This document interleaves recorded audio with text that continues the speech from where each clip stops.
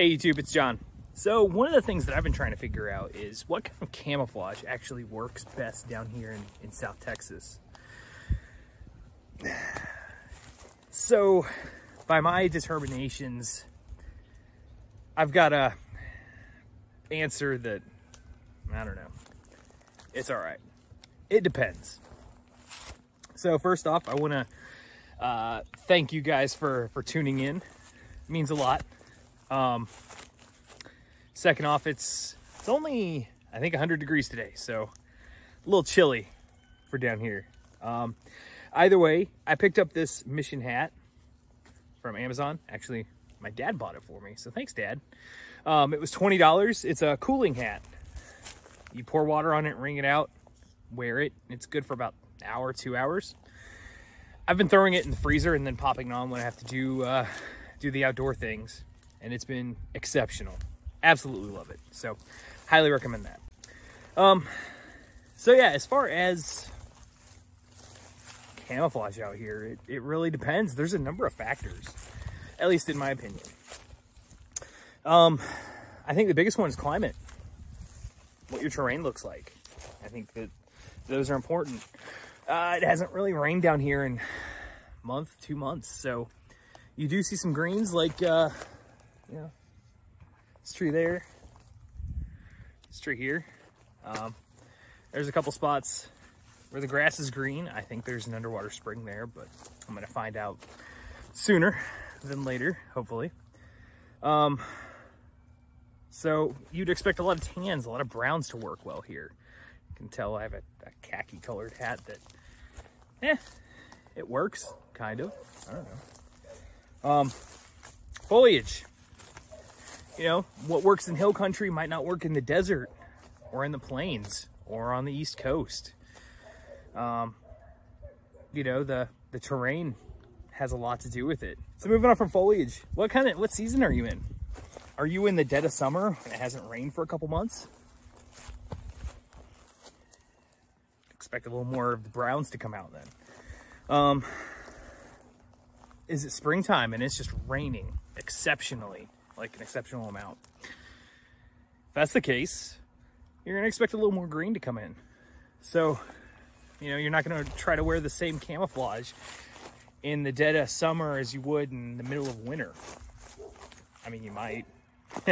Everything kind of looks dead or dying around here anyway, so, you know, that could be the case. So, anyway, I'm gonna lay out a couple different camouflage types and, you know, kind of let you guys decide. Guess we'll start here. Everyone's favorite, multicam. So it seems to work fairly well. The browns and the greens, they blend, so happy with that. Let's go over here to Marpat. This is the woodland Marpat. The browns, yeah, I think this works quite well in this situation. Here we have some, I believe that's olive drab pants. I think they're from Condor. Not exactly my favorite brand, but I had them, so I figured I'd show them. Have some flat dark earth pants. I think that work quite well. M81 woodland. Yeah, a little too much green. And then everyone's favorite, I say that in jest, probably the most hated, and for good reason. They stick out like a sore thumb. Woo! The old ACU Digicam. So let's step back, let you see all of those. I'm gonna come over to my current battle belt design. So it's a mix of mostly coyote and ranger green. I figured that mixture was probably a good combination, along with some painted PMags, and I believe that's a flat dark earth Lancer magazine.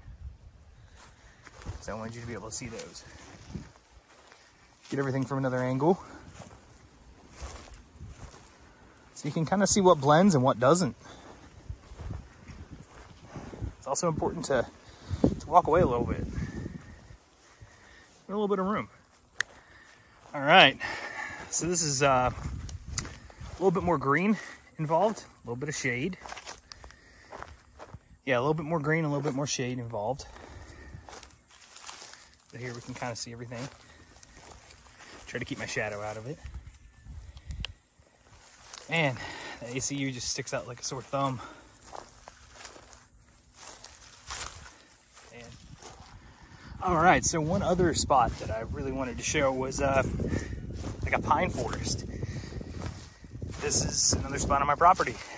So you can see the woodland does fairly well. So this is the belt. I don't know, that dump pouch is kind of sticking out, but not too terrible. Flat dark earth pants, not bad.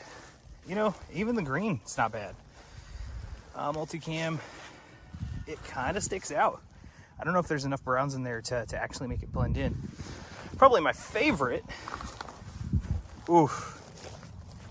Man, that Marpat's, that's tough to beat. And then the one that we can all laugh at. So I'm gonna back up a little bit.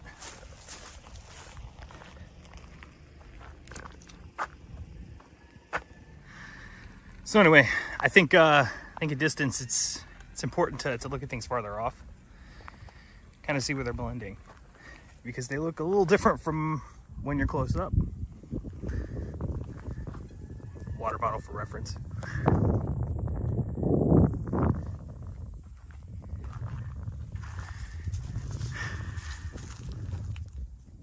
So there you go.